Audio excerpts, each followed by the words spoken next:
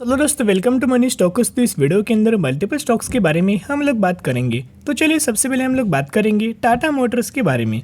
तो टाटा मोटर्स के अंदर हर एक दिन अगर आप देखोगे तो आज भी हमें टाटा मोटर्स के अंदर 1.5% की रैली नजर आई और फिर टाटा मोटर्स ने आज के दिन नया लाइफ टाइम वाला हाई हमें रजिस्टर कर चुका है, जो कि है कंपनी ने जो नया अपना लाइफ टाइम वाला हाई जो रजिस्टर किया था 599 रुपीज़ का कंपनी ने अपना नया लाइफ टाइम वाला हाई रजिस्टर कंपनी कर चुका है। और क्लोजिंग होते होते स्लाइटली हमें कंपनी नीचे आया और ऑलमोस्ट 595 रुपीज़ के आसपास क्लोजिंग नज़र आ चुकी है। तो Tata Motors basically fundamentally company बहुत ज़्यादा स्ट्रांग है। जब कंपनी हमें 490 रुपये के आसपास ट्रेड कर तब से हम लोग कंपनी के बारे में बात करें, क्योंकि इंपॉर्टेंट ये लेवल्स बहुत ही ज़्यादा इंपॉर्टेंट था। इसी लेवल के ऊपर टाटा मोटर्स ने ब्रेक किया था, 200 दिन का मूविंग एवरेज भी ब्रेक किया था और 50 डेज का मूविंग एवरेज भी कंपनी ने ब्रेक किया था और चार्ट पैटर्न्स के अंदर भी शानदार तरीके से ब्रेकआउट नज़र आ चुका था। तो इसी की वजह से जब ब्रेकआउट दोस्तों होता है, बड़े प्लेयर्स की एंट्री होती है, उससे पहले बड़े प्लेयर्स एंट्री नहीं करते। लेकिन मैं आपके साथ रिक्वेस्ट करना चाहूँगा, अगर आप टाटा मोटर्स के अंदर निवेश करना चाहते हो तो शॉर्ट टर्म बेसिस के ऊपर निवेश मत करना। जब भी आप निवेश करना चाहोगे लॉन्ग टर्म बेसिस के ऊपर निवेश करना, क्योंकि शॉर्ट टर्म में कोई आपको ज़्यादा रिटर्न नहीं मिलने वाला। जितना भी आपको रिटर्न मिलने वाला है वो लॉन्ग टर्म बेसिस के ऊपर दोस्तों रिटर्न आपको मिल जाएगा। लेकिन जिस तरह से करंटली हमें टाटा मोटर्स ट्रेड कर रहा है, क्या डायरेक्टली हमें टाटा मोटर्स के अंदर बाइंग करना चाहिए? क्या हमें टाटा मोटर्स के अंदर फ्रेश बाइंग करना चाहिए करंट प्राइस के ऊपर? देखिएगा, कोई भी कंपनी को खरीदारी करते हो हमेशा जब कंपनी कंसोलिडेशन फेज के अंदर बिलोंग करती है, एक ही लेवल्स के अंदर कंपनी ट्रेड कर रही है, उस समय बाइंग करना चाहिए। लेकिन बहुत सारे लोग क्या करते हैं, उस समय बाइंग नहीं करते जब कंपनी के अंदर तेजी ऑलरेडी हमें ऑलमोस्ट नजर आ जाती है। वैसे टाटा मोटर्स ने पिछले एक महीने में 11 से 12% की रैली नजर आई, तो अभी लोग इसके अंदर एंट्री करना चाहेंगे। लेकिन क्या होगा अगर आप टॉप पे भी एंट्री करेंगे तो कब कंपनी नीचे आएगा आपको लॉस दिखाना लगेगा, फिर आप पैनिक होकर फिर कंपनी को सेल करके निकल जाओगे। तो ऐसे टाइप की कंपनीज के अंदर कभी भी आपको लॉस नहीं होना चाहिए। जितना लंबा होल्ड करेंगे उतना ही गजब का मल्टीपल रिटर्न से कंपनीज हमें क्रिएट करके दे सकती है। और यहाँ अगर आप टाटा मोटर्स देखोगे तो बेसिकली ये कंपनी हमें इलेक्ट्रिक व्हीकल्स के अंदर दोस्तों काम कर रहा है और आने वाले फ्यूचर का जो मोटिव है 2030 का 2040 का, इन कंपनीज का बहुत बड़ा मोटिव नजर आ रहा है। तो अभी देखेगा पिछले एक साल में कंपनी लगातार दोस्तों कंसोलिडेट हमें हो रहा था। ये लेवल्स अगर आप देखोगे 400 और 500, 400 से 500 रुपए के लेवल्स के आसपास कंपनी लगातार हमें कंसोलिडेट हो रहा था। एक बार कंपनी ने ब्रेकआउट किया, रिटेस्ट किया और फिर हमें रैली नजर आया और इसी की वजह से टाटा मोटर्स के अंदर 44% का रिटर्न मिल चुका है।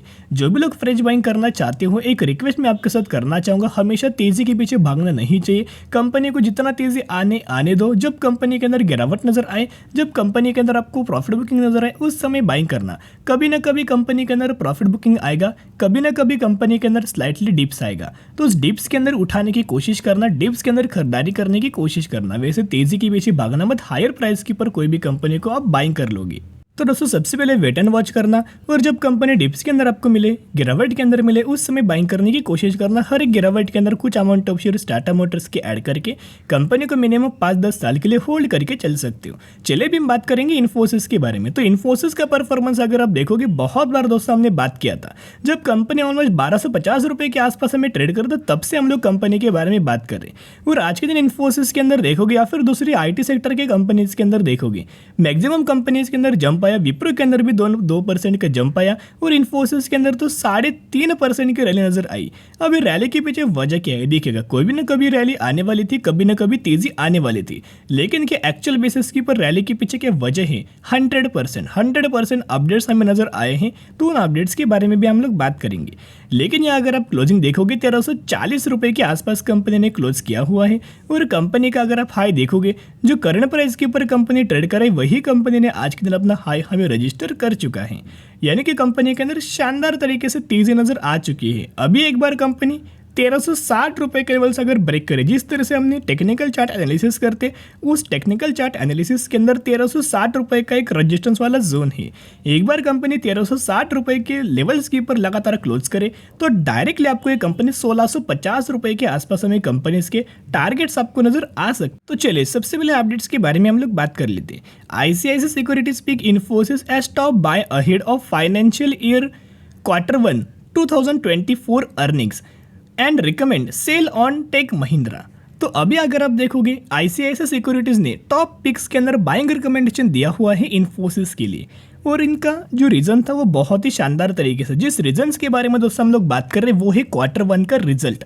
तो जो आने वाला Q1 का जो रिजल्ट आपको आने वाला है अगले महीने, यानी कि अगले महीने जो इन्फोसिस का जुलाई महीने के अंदर Q1 का रिजल्ट आने वाला है, इनका ये मानना है कि जो अदर कंपनीज है जो इन्फोसिस की तरह मार्केट के अंदर ट्रेड करता है, उन कंपनियों से कहीं गुना अच्छा इन्फोसिस अपना Q1 का रिजल्ट परफॉर्म कर सकता है। तो ये इन्फोसिस के लिए भी अच्छी बात होती है, मार्केट के लिए भी अच्छी बात है, और तेजी आएगी तो शेयर होल्डर्स के लिए भी बहुत ही अच्छी खासी बात हमें निकल के आ चुकी है। और इसी की वजह से आईसीआईसीआई सिक्योरिटीज ने हमें टारगेट क्या दिया हुआ है, चलिए टारगेट्स के बारे में बात करते हैं। देखिएगा ये जो मूवमेंट होता है, अभी बहुत सारे लोग फिर से बाइंग करना स्टार्ट करेंगे। मैंने पहले दोस्तों आपके साथ शेयर किया था कि बड़े बड़े प्लेयर्स की लगातार इस कंपनी के अंदर एंट्री हो रही है। हर एक दिन देखोगे तो 70% की डिलीवरीज हमें उठाई जा रही हैं।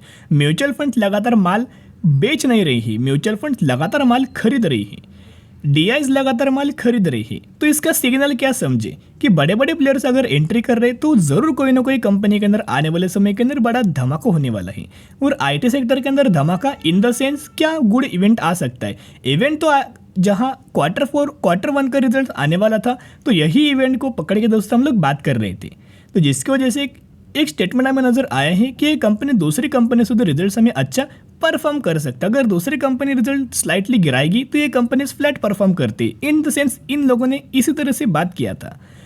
इनका अगर आप बाइंग देखोगे तो ऑलमोस्ट हमें 1640 रुपये का टारगेट दिया हुआ है, 1640, जो कि करंट प्राइस से 28% के अपसाइड मूवमेंट्स हमें इन्फोसिस इस कंपनी के अंदर आपको दोस्तों नजर आ सकती है। और इन्होंने रीजन दोस्तों क्या दिया गया, तो चलिए रीजन्स के बारे में भी बात करेंगे। रीजन्स बहुत ज़्यादा इंपॉर्टेंट होता है।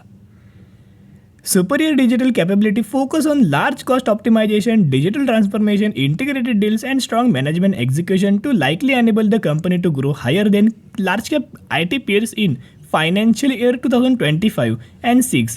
When microeconomy reviews, the expected margin are to 20% to 21% over financial year 2023. तो बेसिकली अगर आप देखोगे इनका मानना है कि आने वाले समय के अंदर कंपनी के अंदर ग्रोथ को लेके बहुत अच्छी खासी बात नजर आ सकती। फिर उन्होंने टीसीएस के अंदर भी दोस्तों शानदार तरीके से टारगेट दिया हुआ है। इनका ये मानना है करंट प्राइस से कंपनी 19% की अपसाइड नजर आ सकती, ग्रोथ नजर आ सकती, और टारगेट प्राइस 3790 रुपये के आसपास टारगेट हमें टीसीएस के अंदर भी नजर आ सकता है। और आपको पता ही होगा एआई को लेकर कंपनी बहुत ज्यादा एग्रेसिवली फोकस कर रहा था, तो एआई के अंदर भी अपडेट्स आया था। Infosys handle 50 clients project using generative AI, said CEO Salil Parekh. तो बेसिकली सीईओ के द्वारा स्टेटमेंट आया हुआ है, इन्होंने 50 क्लाइंट्स के द्वारा प्रोजेक्ट लिया गया है जनरेटिव एआई को लेके। तो बेसिकली एआई क्या है, artificial intelligence. With the help of artificial intelligence बहुत सारे काम हम लोग क्विक कर पाएंगे। इसी के लेके, यही मोटिव को लेके, यही सब चीज़ों को लेके इन्होंने 50 क्लाइंट से प्रोजेक्ट्स लिया हुआ है। तो जब भी क्लाइंट्स को प्रोजेक्ट डिलीवर करेंगे वो पेमेंट करेंगे, और in the terms of revenues और नेट प्रॉफिट कंपनी के अंदर आने वाले समय के अंदर आपको बताइए कि एआई रिगार्डिंग हर एक कंपनी काम करने वाली है। तो अभी से लगातार क्लाइंट्स को या इकट्ठा कर रहे हैं और उनसे प्रोजेक्ट ले रहे हैं, जिसकी वजह से कंपनी को आने वाले समय के अंदर कोई ज़्यादा प्रॉब्लम नहीं होने वाली क्लाइंट्स को लेके। तो जैसे कि पहले भी दोस्तों हमने डिस्कस किया था, इन कंपनीज के अंदर करेक्शन जरूर होता है, लेकिन करेक्शन के बाद होता क्या है, कंपनी रिकवर हो जाती है। 2008 में हमें करेक्शन हुआ, रिसेशन के द्वारा फिर रिकवरी आई। 2020 में करेक्शन हुआ, कोविड के द्वारा फिर रिकवरी आई। 2023 के अंदर जो करेक्शन हो रहा है उसके अंदर भी आपको आने वाले समय के अंदर रिकवरी आ सकती है। फाइनली आपको बाद में फ्यूचर में प्राइस कंपनी के अंदर नहीं मिलने वाला। दोस्तों इतना पॉइंट नोट करना, जो लोग ये करंटली बढ़िया मौका है वो मिस कर दोगे। आपको आने वाले समय के अंदर इतना शानदार तरीके से मौका बिल्कुल भी नहीं मिलने वाला।